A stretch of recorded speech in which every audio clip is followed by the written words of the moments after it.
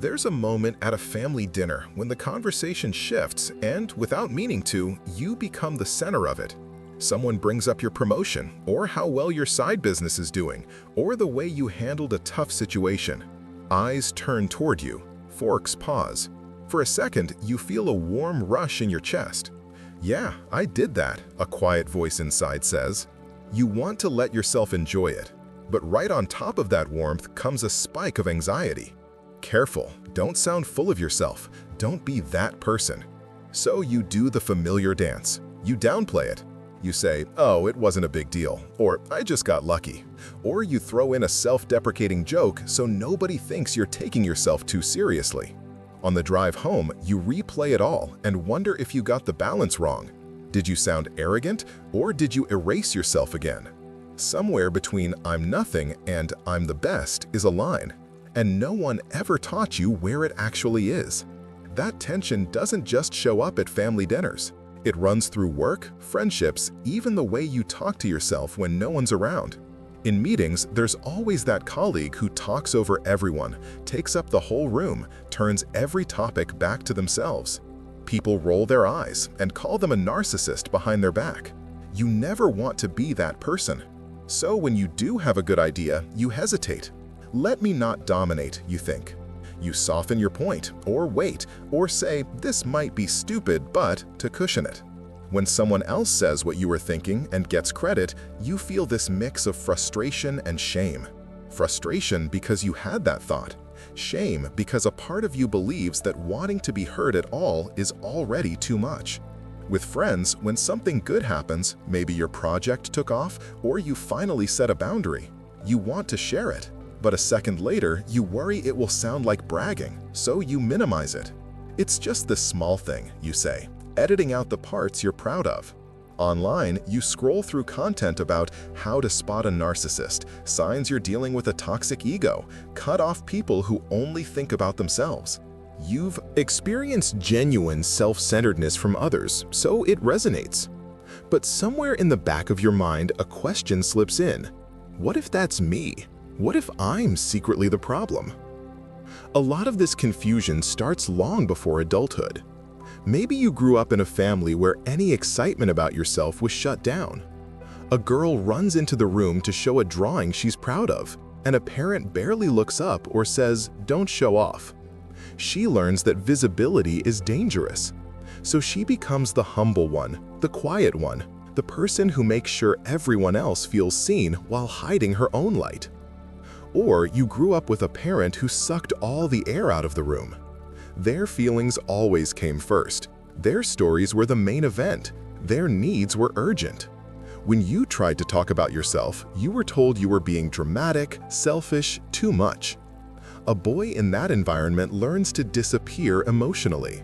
He becomes the easy child, the flexible partner, the friend who says whatever you want is fine, even when it isn't. Both kids learn something distorted about ego. One internalizes, "If I'm big, I'm bad." The other internalizes, "If I exist as a separate person, I'm bad." Neither learns what a healthy sense of self looks like. On top of that, culture sends mixed signals. You're told to know your worth, believe in yourself, take up space, set boundaries, and love yourself. At the exact same time, you're told that confidence is suspicious, self-promotion is cringe, and too much self-focus makes you toxic. The word narcissist gets used loosely, sometimes for anyone who doesn't behave the way someone else wants. So you end up in a double bind. If you put yourself last, you burn out and feel resentful. If you put yourself on the list at all, you worry you're selfish. No wonder people get stuck asking, "Is this healthy ego, or am I becoming a narcissist?" To unpack the line between narcissism and a healthy ego, it helps to simplify. Everyone has an ego. That word gets demonized, but at its core, it just means your sense of I. I am this person. I have this history. These are my thoughts, my feelings, my limits, my preferences. Without some ego, there's no stable sense of self. A healthy ego is like a flexible but solid container. It lets you say, "I matter," and also, "other people matter too." It can tolerate being imperfect, being ordinary, being one person among many. It can hold being praised without needing to become superior, and being criticized without collapsing into "I'm worthless." Narcissism isn't just liking yourself or having a big personality. It's what happens when that sense of self becomes distorted and fragile underneath. The narcissistic pattern needs to feel special to feel safe. It leans on grandiosity, "I'm better than everyone else," entitlement, "I deserve more than everyone else," and control, "Things have to go my way or I'm being wronged," to protect against a deeper, often unconscious fear of being nothing. When someone with a healthy ego gets feedback, they might feel defensive for a moment, but they can eventually say, "Okay, I see this part. I can work on it." When someone in a narcissistic pattern gets feedback, it feels like an attack on their entire identity. They may explode, blame, belittle, or spin a story where they're the victim of everyone else's unfairness. You can see this distinction in everyday scenarios. Picture 3 reactions to the same situation. A friend doesn't text back for hours. One person with a very fragile ego thinks, "They hate me, I must have done something wrong," and spirals into anxiety. A person in a narcissistic pattern thinks, "How dare they ignore me? I'm done with them," and might punish or test the friend without explaining. A person with a healthier ego might notice the discomfort, "I feel a little rejected," but then think, "They might be busy. If this becomes a pattern, I can talk about it." Same trigger, 3 very different inner worlds. The tricky part is this: we all have moments that look narcissistic on the surface. Everyone has days when they make a conversation about themselves, seek attention, or struggle to consider someone else. That doesn't automatically mean you are a narcissist. Likewise, people with very unhealthy patterns have moments of apparent humility or generosity. The line isn't one behavior. It's the underlying pattern, especially around 3 things: empathy, entitlement, and reality testing. Empathy. A healthy ego can feel into other people's experience and care about it even when it's inconvenient. Narcissistic patterns often dismiss or minimize others' feelings if they clash with the person's self-image. Entitlement. A healthy ego knows, "I have needs, but so does everyone else. My needs don't inherently override theirs." Narcissistic leans toward, "My needs are special. I shouldn't have to follow the same rules." Reality testing. A healthy ego can adjust its self-view when reality contradicts it. "I thought I was perfect at this, but I made a mistake, so I'll recalibrate." Narcissistic patterns cling to the inflated self-image and twist reality to match it instead. If you're even seriously asking, "Am I narcissistic?" that's usually a sign you have an active conscience. People stuck in rigid narcissistic patterns typically don't sit around worrying they might be narcissists. They're more focused on what others are doing wrong. But that doesn't mean your worry is harmless. You can get so afraid of being narcissistic that you end up with no ego at all. You over-apologize, over-explain, downgrade your achievements, stay in situations that hurt you because you don't want to be selfish. That's not moral high ground. It's self-erasure. So where is the line in practical terms? Think of ego health as a spectrum with 3 broad zones. Collapsed ego. Everyone else comes first. I'm too much if I need anything.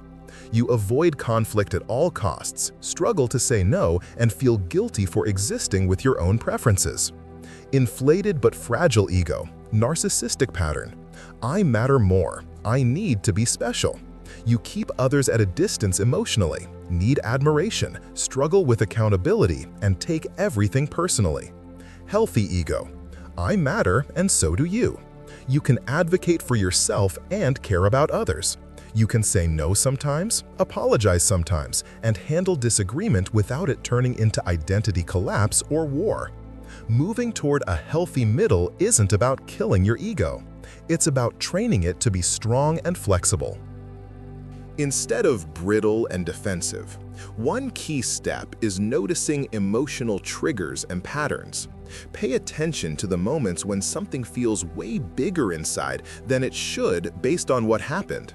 Someone interrupts you and you feel a flash of rage. A friend cancels plans and you feel abandoned. You see someone share good news and immediately feel small. Instead of just reacting or shaming yourself for the feeling, pause. Ask yourself, what story did I tell myself in that split second? Often it's something like, they don't respect me, I don't matter, I'm being replaced, I'm invisible unless I impress people. Those stories point to old wounds. A narcissistic defense will try to avoid that vulnerability by flipping quickly into blame, superiority, or withdrawal. A healthier ego learns to say, ouch, that hit an old place. Let me feel it and respond, not react. Sometimes that means still setting a boundary. Sometimes it means doing nothing and letting the feeling pass. Another powerful tool is inner dialogue or journaling. Instead of letting your inner critic run wild, start a conversation with the different parts of you. You can literally write it out. One voice that's afraid of being too big, another that's tired of always being small, another that wants attention, and another that wants safety. You don't have to pick one as the real you. A healthy ego can hold all of them. If a part of you says, I want people to notice me, instead of snapping back, that's narcissistic and disgusting, try, of course you want to be seen. That's human. How can we get that need met in a way that doesn't trample anyone else? That shift from attacking the part to listening to it prevents the very kind of defensive grandiosity people fear. When parts are heard, they don't have to hijack you. Setting boundaries without long explanations is another crucial practice. People with collapsed egos explain themselves into the ground because they feel they have to earn the right to say no. People in narcissistic patterns may ignore others' boundaries but defend their own harshly.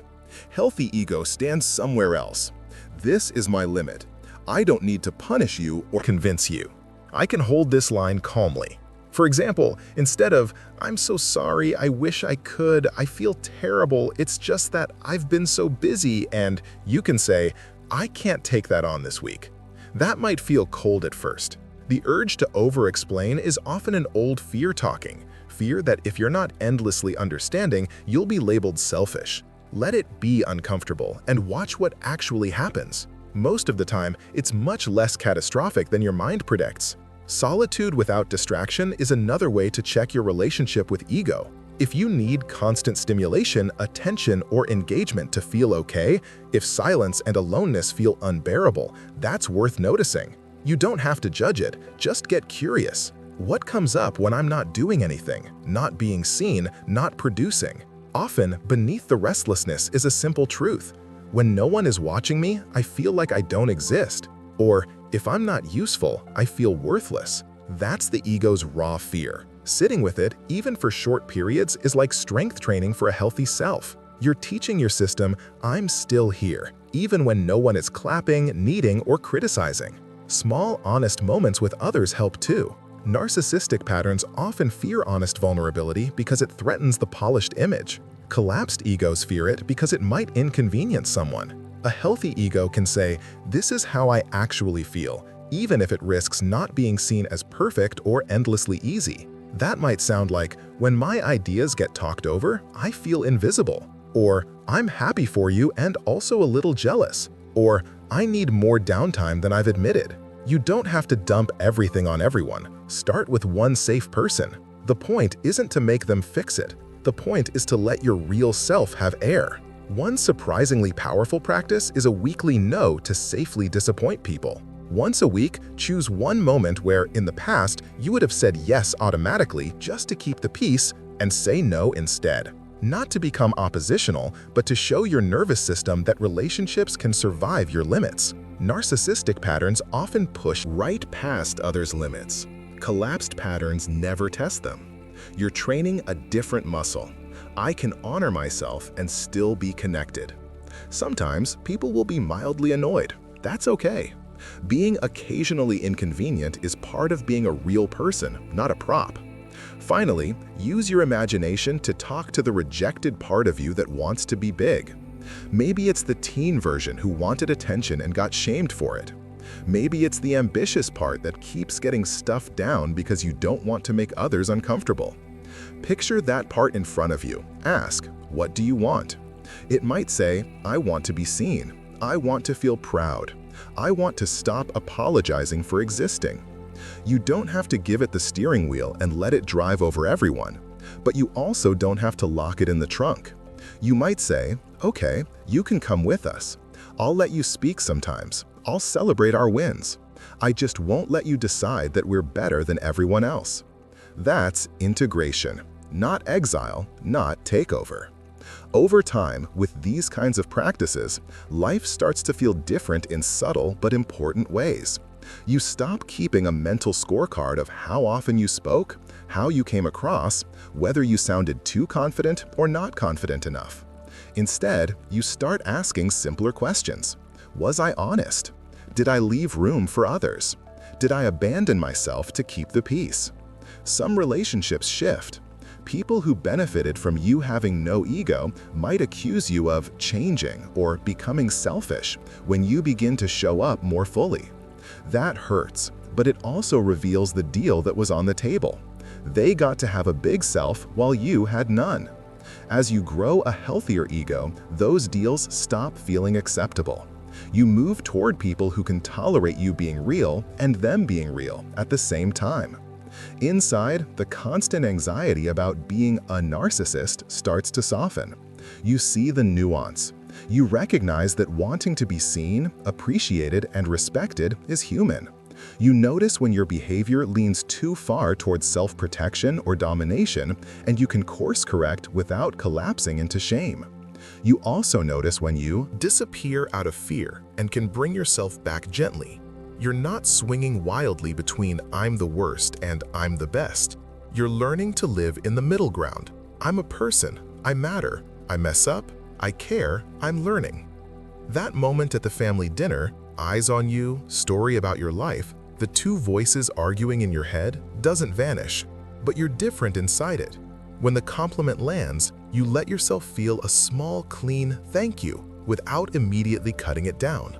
You share a bit of your effort or your joy, not to impress, but to be known. Then you genuinely turn your attention back to others, not as a performance to prove you're not selfish, but because you care.